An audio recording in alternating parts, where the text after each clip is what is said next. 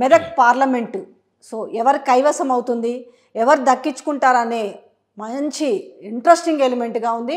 మనం ఓవరాల్గా తెలంగాణలో 17 నియోజకవర్గాలు చూసుకుంటే 1 మెదక్ ఫస్ట్, 2 మల్కాజ్గిరి అండ్ 3 కరీంనగర్, 4 భువనగిరి. సరే మిగతాయి వాటెవరిటీస్ పక్కన పెడదాం. సో 14 నుంచి 17 సీట్లు మీన్స్ ఇంతకుముందు 12 నుంచి 14 అన్నారు కాంగ్రెస్ పార్టీ. దాని తర్వాత 17కు 17 సీట్లు కైవసం చేసుకుంటాం. అసలు బీఆర్ఎస్ గురించి ప్రస్తావన వద్దు, బీఆర్ఎస్ పార్టీ పని అయిపోయిందంటూనే మళ్ళీ ఒక్క సీటు కూడా బీఆర్ఎస్కు రాదు అంటున్నారు. బట్ జనరలైజ్ చేసి మాట్లాడుకుంటే మాత్రం గెలిచే సీట్లలో ఫస్ట్ సీటు మనకు వినిపించేది కనిపించేది అందరి నోరులో నానుతున్న కాన్స్టిట్యున్సీ ఏదనంటే అది మెదక్ పార్లమెంటు. అయితే ఈ మెదక్ పార్లమెంట్ నియోజకవర్గం నుంచి అకస్మాత్తుగా తెరపైకి వచ్చాడా ఆ అభ్యర్థి? ఇంతమంది బరిలో ఉండగా ఆ సీటు అతనికే ఎందుకు వరించింది? ఈ పాటికి మీకు అర్థమైంది కదా నేను ఎవరి గురించి మాట్లాడుతున్నానో మీకు అర్థమైంది. సో ఎందుకంటే ఆలస్యము, సో మనతో పాటు ఉన్నారు మెదక్ పార్లమెంట్ బీఆర్ఎస్ అభ్యర్థి వెంకట్రామరెడ్డి గారు ఉన్నారు. చాలా విషయాలు అడిగి తెలుసుకుందాం. సార్ నమస్తే. సార్ నమస్తే అండి. నమస్తే సార్. చాలామందికి ఆశ్చర్యంగా కూడా ఉంది మీ గురించి. జనరల్గా మీరు ఒక కలెక్టర్గా అక్కడి నుంచి చూసుకుంటే మీ ప్రయాణము, మీరు చెప్తున్నారు 11 ఏళ్ల పాటు నేను ఆ ప్రాంతంలోనే బాగా సర్వీస్ చేశాను, నేను అందరికీ చాలా సుపరిచితున్నా అంటున్నాను అన్నప్పటికీ మీ మెదక్ పార్లమెంటు నియోజకవర్గం నుంచి కాస్త పక్కకు వస్తే అసలు ఎవరి వెంకట్రామరెడ్డి ఏంటి ఆయన కలెక్టర్ నుంచి ఒక పార్లమెంటు అభ్యర్థిగా సీటు సంపాదించినారు. ఏంటి మీ స్టోరీ చెప్పండి అసలు. నా స్టోరీ బేసికల్గా ఒక జిల్లా అధికారిగా ఉమ్మడి మెదక్ జిల్లాలో ప్రస్తుత మెదక్ పార్లమెంట్ జిల్లాలో ఉన్న 3 జిల్లాలు సంగారెడ్డి, మెదక్, సిద్దిపేట. ఈ 3 జిల్లాలలో ఉమ్మడి జిల్లా ఉన్నప్పటి నుంచి అన్ని ప్రభుత్వాలు టీడీపీ ప్రభుత్వం కానివ్వండి, కాంగ్రెస్ ప్రభుత్వం కానివ్వండి, బీఆర్ఎస్ ప్రభుత్వం కానివ్వండి సుమారుగా 11 సంవత్సరాలు నేను అక్కడ పనిచేశాను. జిల్లా స్థాయి అధికారిగా నేను పనిచేశాను కాబట్టి జాయింట్ ఐఏఎస్ హోదాలో కూడా చాలా కాలం పనిచేశాను. ఆల్మోస్ట్ ఎవరికి దక్కని అరుదైన అవకాశం నాకు దక్కింది. 7.5 సంవత్సరాలు ఒకటే జిల్లాలో పనిచేసే. ఎందుకు దక్కిందంటే ఏం చెప్తారు? దానికి ఒక రీజన్స్ అంటే ఎవరికి దక్కని మీకు దక్కింది? ఎస్, అదే స్పెషాలిటీ. అందుకొరకే వెంకటరామరెడ్డి ఇవాళ బీఆర్ఎస్ అభ్యర్థి అయ్యాడు. అంటే అది నేను ఒక ప్రేమతోని ఒక నాకు ప్రజలు ఇచ్చిన ఆదరణను నా వెనుక ఉన్న శక్తి వల్ల నేను ఈ విషయం చెప్తామని మీకు. బేసికల్గా ఏంటంటే ఏ ప్రభుత్వమైనా కానివ్వండి, ఇవాళ సరే కేసీఆర్ గారు సీఎంగా ఉన్నారు, తెలంగాణ సాధించిండ్రు, నన్ను అక్కడ నాకు అవకాశం ఇచ్చిండ్రు. హరీష్ రావు గారు జిల్లా మంత్రిగా ఉన్నారు, మా కాంబినేషన్లో వర్క్ జరిగినాయి, అభివృద్ధి అయింది, ఇట్స్ ఫైన్. కానీ అంటే నాకు మెదక్ జిల్లాతో ఉన్న సంబంధం చెప్తా మీకు. 2002లో నేను అప్పుడు చిత్తూరు జిల్లాలో గౌరవ చంద్రబాబు నాయుడు గారు ముఖ్యమంత్రిగా ఉమ్మడి రాష్ట్రంలో ఉన్నప్పుడు చిత్తూరు జిల్లాలో నేను ఆల్మోస్ట్ ఒక 5 సంవత్సరాలు పనిచేశాను. నాకు అప్పటికి 2 పోస్టింగ్స్ అదే జిల్లాలో చేశాను.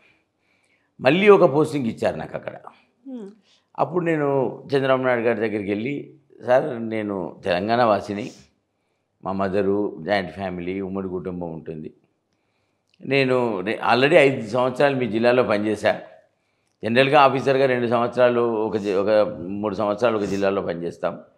వీలైతే నన్ను తెలంగాణకు జిల్లాలకు, అది హైదరాబాద్ కేంద్రంగా దగ్గరలో ఎక్కడైనా పంపండి అని చెప్పి నేను డైరెక్ట్గా సీఎం గారిని రిక్వెస్ట్ చేశాను. వారు నా 5 సంవత్సరాల ఫస్ట్ అడిగారు, నువ్వు ఇంకొక 2 సంవత్సరాలు ఈ జిల్లాలో ఉంటే బాగుంటుంది అని. అంటే నేను మీ ఇష్టం సార్ అన్నాను. నేను I did not say, I just wanted to go. ఎందుకంటే as an officer postings are not my choice, postings are the choice of the government. But నాకు అప్పుడు చంద్రబాబు నాయుడు గారితో ఉన్న సాన్నిహిత్యము, వారు నన్ను నచ్చిన విధానము, ఎక్కడైనా కూడా ఫీల్డ్ మీద ఉన్నప్పుడు వెంకటరామరెడ్డి అని పరిచయం చేసుకొని, అంటే నన్ను చాలా దగ్గరికి తీసుకొని పిలవడము, సో నా పని విధానం వారికి నచ్చడము, ఈతోని మాకు కొంత దగ్గర అయ్యాం మేమిద్దరం. ఆ క్రమంలో నేను అడిగినప్పుడు కంపల్సరీ వెంకట్రామ నువ్వు పోవాలి అంటే, కంపల్సరీ సార్ మీరు అవకాశం ఉంటే ఇవ్వండి అంటే, ఒక డిప్యూటీ కలెక్టర్ హోదాలో ఆ రోజు మెదక్ జిల్లాలో ఒక ఐఏఎస్ స్థాయి అధికారి పోస్టింగ్ని క్యాన్సిల్ చేసి అక్కడ ముఖ్యమంత్రి గారి దగ్గర అప్పటి ముఖ్యమంత్రి చంద్రబాబు నాయుడు గారి దగ్గర నా 5 సంవత్సరాల పనితీరుని చూసి పని బాగా చేస్తుండనే ఉద్దేశంతో నన్ను ఇక్కడ ఒక ఐఏఎస్ ఆఫీసర్ పోస్టింగ్ అంటే 2 నెలల్లోనే ఒక ఐఏఎస్ ఆఫీసర్కి పోస్టింగ్ ఇచ్చిన ఆఫీసర్ని మార్చి నన్ను ఇక్కడ అకామిడేట్ చేసి ఉమ్మడి మెదక్ జిల్లాకు ప్రాజెక్ట్ డైరెక్టర్గా తీసుకొచ్చారు. అది నాకున్న నేపథ్యం. ఎక్కడ పనిచేసినా కూడా ప్రజల మనిషిగా, ప్రజల ఆఫీసర్గా, ప్రజలతోని సత్సంబాలు పెట్టుకొని, ప్రజాప్రతినిధులతోని మంచి సంబంధాలు పెట్టుకొని, ప్రభుత్వానికి ప్రజలకు మధ్య వారధిగానే మా ఉద్యోగం. ఎప్పుడైతే ఒక అధికారి ప్రభుత్వ ఉద్యోగంగా జాయిన్ అవుతాడో జనరల్ 2 గ్యారంటీస్ ఉంటాయి మాకు 2 బాధ్యతలు ఉంటాయి. ఒకటేమో గ్యారంటీ ఉంటుంది, ఒకటేమో బాధ్యత ఉంటుంది. ఒక గ్యారంటీ ఏంటంటే రిటైర్మెంట్ వయసు మాకు ఆల్రెడీ ఫిక్స్ అయి ఉంటుంది. ఆ రోజున్న రూల్స్ ప్రకారంగా 60 ఇయర్స్ రిటైర్మెంట్ ఏజ్. సో నాకు నేను 28వ సంవత్సరంలో జాబ్లో జాయిన్ అయితే నాకు 32 సంవత్సరాల జర్నీ నాది డిసైడ్ అయిపోయింది. నా జీవిత రేఖ డిసైడ్ అయిపోయింది. 32 సంవత్సరాలు నేను ఉద్యోగం చేస్తా. సో నాకు అది అక్కడికి గ్యారంటీ అయింది. నెక్స్ట్ బాధ్యత ఏంటి? నీకు భగవంతుడు పోటీ పరీక్షలలో ఉత్తీర్ణుడైనాక కొన్ని లక్షల మంది ఎగ్జామ్ రాస్తే నీకు కొన్ని కారణాల వల్ల నీ ప్రతిభనో, నీ బ్యాక్గ్రౌండో, నీకున్న కొద్ది ఎక్స్పర్ట్, బట్ భగవంతుని కృప కూడా ఉండాలి ఉద్యోగం రావాలంటే. అంత ఓన్లీ చదువు మీద రాదు చెప్తున్నాను. సో ఆయన బ్లెస్సింగ్స్తోనే అల్టిమేట్గా 1 మార్కు 1/2 మార్కులనే ఉద్యోగాలు మిస్ అయిపోతుంటాయి కాంపిటేటివ్ ఎగ్జామ్ లోపల. సో వారితోనే వచ్చినప్పుడు నేను నా నేపథ్యం ఏంటంటే ఒక ఉద్యోగం అన్నప్పుడు నా బాధ్యత అంటే ఏంటి? నేను ఎన్ని సంవత్సరాలు అయితే ఉద్యోగం చేస్తానో ఖచ్చితంగా ప్రతి నిమిషం నాకు 30 సంవత్సరాల సర్వీస్ ఉంది, 25 సంవత్సరాల సర్వీస్ ఉంది అనేది కాదు. ప్రతిరోజు నేను ఒక సేవకుడిగానే పనిచేయాలి. అంతే కదా. We are after all paid by the government to do service to the people. So అది హోదా ఏమన్నా కానివ్వండి, కలెక్టర్కి కొన్ని ఫెసిలిటీస్ ఉంటాయి. ఎందుకుంటాయంటే ఆ ఫెసిలిటీసు ఆయన పరిజ్ఞానాన్ని ఇంకా బాగా ఉపయోగించి ఆయన స్వయంగా చేసే పనుల బదులు ఆయనకు కొంత ఫెసిలిటీసు, కొంత స్టాఫ్ని ఇచ్చి, స్టాఫ్ ద్వారా ఆయనకు చిన్న పనులు చేయించుకొని ఆయన సమయాన్ని మంచిగా వెచ్చించి ఒక 20 సంవత్సరాలకు ఆయన పనిచేసే డిస్ట్రిక్ట్లో కలెక్టర్గా ఉన్నప్పుడు ఏంటి నెక్స్ట్ విజన్?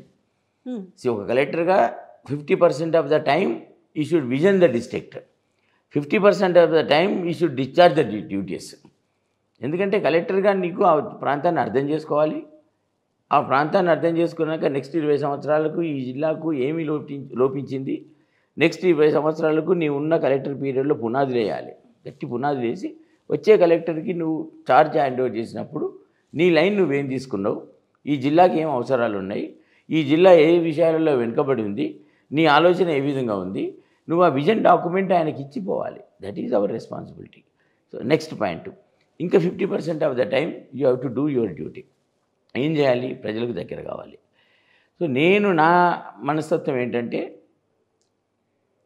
ఒక వ్యక్తి అర్జీ తీసుకొని కలెక్టర్ని కలిసిండు అంటే ఆయన కింది స్థాయి అధికారులందరినీ కాదని, స్థానిక ప్రజాప్రతినిధులను కాదని నా దగ్గరికి వస్తాడు. నా దగ్గరికి ఎప్పుడు వస్తాడు? అందరినీ కలిసిన తర్వాత వస్తాడు. ఇక నేను ఫైనల్ ఆయనకు జిల్లా స్థాయిలో కలెక్టర్గా నేను ఫైనల్. సో నా ఆలోచన ఏంటంటే ఎవరైతే నా దగ్గరికి అర్జీదారు వచ్చిండో ఫస్ట్ నేను నా 25 సంవత్సరాల పదవీ కాలంలో నా నేచర్ ఏంటంటే నేను ఆ అర్జీదారుల్లో నా తమ్ముని చూసుకున్నాను, నా చెల్లెని చూసుకున్నాను, నా అక్కని చూసుకున్నాను, నా అన్నని చూసుకున్నాను. నేను ఒకటే ఆలోచిస్తా, అర్జీదారునికి నా తమ్మునికో, నా అన్నకో, నా కుటుంబ సభ్యునికి ఈ సమస్య వస్తే ఒక కలెక్టర్ దగ్గరికి వెళ్ళినప్పుడు అతను నా తమ్ముడు అన్నో ఏ విధంగా కలెక్టర్ నుంచి సమాధానం ఎక్స్పెక్ట్ చేస్తాడు, కలెక్టర్ నుంచి ఏ విధమైన న్యాయం కోరుకుంటాడు, ఫస్ట్ అది గుర్తు చేసుకుంటా నేను.